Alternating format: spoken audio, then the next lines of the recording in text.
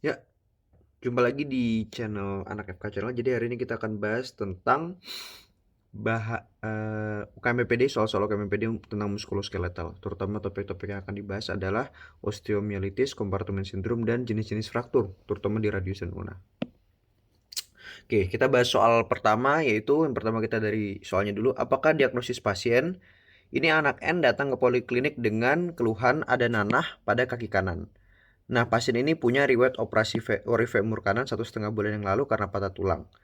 Pada pemeriksaan ronsen ditemukan prodiapses. Pertama, dari kata-kata ada nanah pada kaki kanan ini, bisa jadi ini infeksi pada kulitnya, seperti atau infeksi pada tulangnya. Jadi infeksi pada tulangnya. Kalau kita lihat dari pilihannya, ini tampaknya antara infeksi pada, pilihannya cuma ada dua, antara infeksi pada tulang atau osteomyelitis, atau sindrom kompartemen. Ini bukan infeksi ya. Berarti kemungkinan ini dicoret ya, sindrom kompartemen. Apalagi kita ditegaskan lagi dengan bahwa ini adalah infeksi dari tulang adalah ada riwayat operasi ori femur 1,5 bulan yang lalu pada femur kanannya. Nah, ini salah satu faktor risiko dari osteomyelitis. Jadi karena ada operasi, itu bisa jadi operasinya kurang steril atau alat-alatnya kurang steril sehingga menyebabkan yang namanya inokulasi bakteri di tulangnya tadi ya. Jadi dari kalimat kedua ini kita sudah bisa lihat, atau dari alinea kedua ini kita sudah bisa lihat bahwa ini ke arah osteomyelitis. Tinggal kita bedakan antara akut, subakut, kronik atau subkronik. Kemudian pada pemeriksaan ronsen ditemukan prodiapses. Nah, ini clue-nya di pemeriksaan ronsennya untuk mengeksklusi antara akut, subakut, kronik atau subkronik. Sindrom kompartemen tidak mungkin karena gejalanya nanti akan kita belajar di belakang. Ada 6P. Jadi salah satunya ada parestesia, di sini tidak ada, kemudian poikilotermia, pucat, gitu. Nah, ini kan tidak ada di sini. Di sini cuma keluhan nanah pada kaki kanan. Kemudian kalau subkronik ini tidak ada. Jadi osteomyelitis sudah bagi jadi 3, akut, subakut, dan kronik. Kita lanjut lagi. Ini kira-kira yang harus kita analisis. Jadi ketika baca soal ini analisisnya. Nah, ini osteomyelitis. Jadi osteomyelitis itu ada akut, subakut, kronik tadi ya. Subkronik tidak ada. Nah, di sini awalnya ini adalah misalnya site infectionnya di sini. Di gambar pertama, di gambar A, ini site of initial infection. Nah, ketika terjadi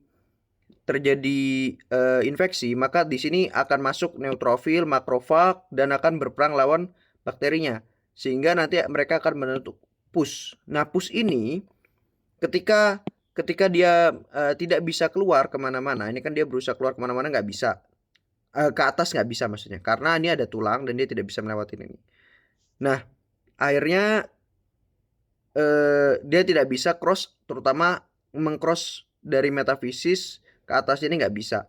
Jadi dia berusaha cari tempat lain untuk menyebar atau untuk keluar ketika tekanan di sini atau push di sini sudah banyak.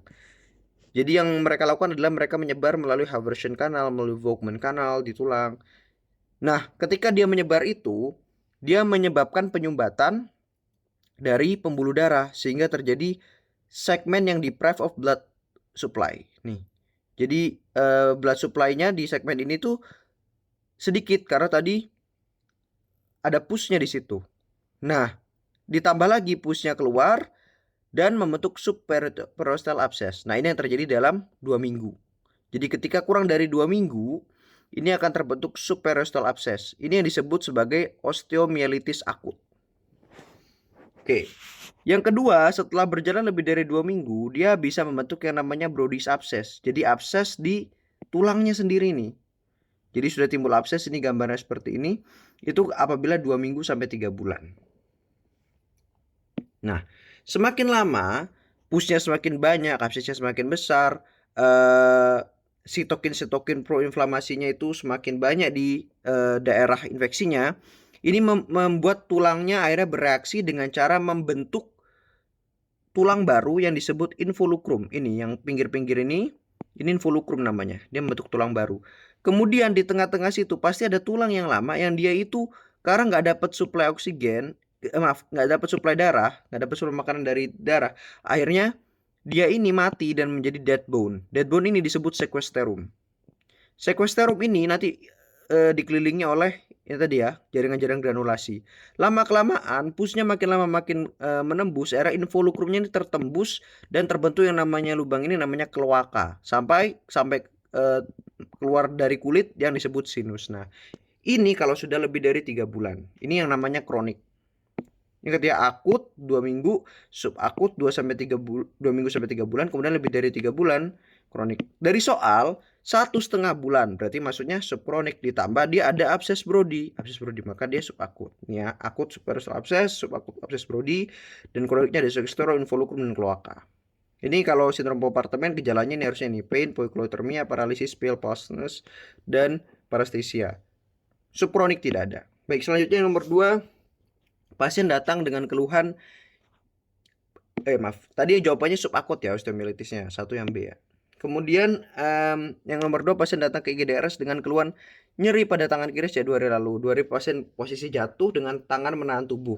Yang penting di sini adalah kalau dapat soal seperti ini adalah lihat dia ada deformitas apa. Di sini ada garden split deformity dan ada nyeri tekan. Pada foto ronsen fraktur os radius bagian distal dengan dislokasi ke arah volar. Nih. Ini jawabannya apa nih? Ini ada contoh fraktur-fraktur yang memang harus dihafalkan. Biasanya pada radius ulna. Nah, yang pertama itu ada Monteggia fraktur. Monteggia fraktur itu adalah yang fraktur ulna. Tadi kan radius ya, berarti Monteggia salah ya. Berarti jawabannya bukan Monteggia ya kalau pada soal ya. Ini kan frakturnya ulna, kemudian ada dislokasi dari radial head-nya, radial head dislocation. Kemudian ada Galeazzi. Galeazzi ini fraktur dari radiusnya, kemudian dislokasi dari distal ulnar joint. Nah, kalau yang fraktur radius distal tadi, jadi yang fraktur itu adalah radius distal, dan dia displacementnya ke arah anterior, seperti ini, membentuk garden split deformity, namanya fraktur Smith. Itu. Ini Barton sebenarnya ini adalah fraktur distal radius intraartikular, cuman nggak usah terlalu diapal kalau yang ini. Biasanya yang keluar itu Smith, kemudian ada Monteggia, ada Galeazzi, sama Coles. Nah, ini Smith fracture tadi. Kalau dia sama distal radius, cuman dia ke arah posterior, maka atau ke arah dorsal, dengan dinner fork deformity, maka kita sebut dia sebagai Coles fracture. Nah, jawaban pada ini adalah, nih lihat ada garden spade deformity ya. Jadi garden spade deformity ini dan dislokasi ke arah volar, maka ini kita sebut sebagai fraktur Smith. Jawabannya A. Baik. Yang ketiga, tata laksana yang tepat adalah Tuan A mengalami patah tulang tungkai kanan. Setelah masuk rumah sakit, ia dijadwalkan untuk ORIF. Saat diperiksa, kaki pasien tampak pucat dan bengkak. Nadi tidak teraba. Pasien juga mengeluh nyeri yang hebat pada kakinya. Nah, ini tata laksana yang tepat itu apa? Hasilnya, patah tulang tungkai kanan setelah masuk rumah sakit, ia dijadwalkan untuk ORIF. Oke, dia belum dioperasi tapi sudah mau ORIF. Saat diperiksa, kakinya pucat, pale, bengkak, nadi tidak teraba, pulselessness. Kemudian nyeri hebat pada kakinya. Jadi ada pain ya di situ. Nah, ini. Jadi karena fraktur bisa terjadi inflamasi. Kalau kalian tahu, jadi otot-otot ini dibagi jadi kompartemen. Di otot ini ada kompartemen-kompartemennya yang dibatasi oleh fascia, dan fascia ini rigid, jadi dia nggak bisa kita mau keluar dari fascia ini, nggak bisa. Kalau ada tekanan kuat dia nggak bisa neken fascia untuk ngelepasin tekanan itu. Di dalam kompartemennya ini ada otot, kemudian ada vaskular dan nervus. Jadi ada neovaskular bundle dan ada otot. Ketika nanti terjadi ini fraktur misalnya, atau non-fraktur trauma atau arterial injury, nanti akan terjadi inflamasi. Yang ini akan meningkatkan intrakompartemen pressure. Yang akhirnya karena meningkat, karena nggak bisa diteruskan kemana-mana pressure-nya, karena fascianya ini rigid, akhirnya yang makin ketekan adalah arteri dan venanya dan juga nervusnya.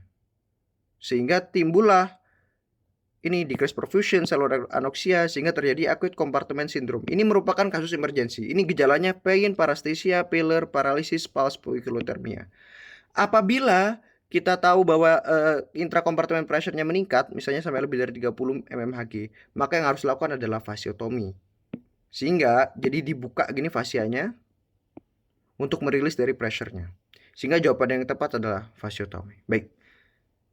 Sekian aja. Terima kasih.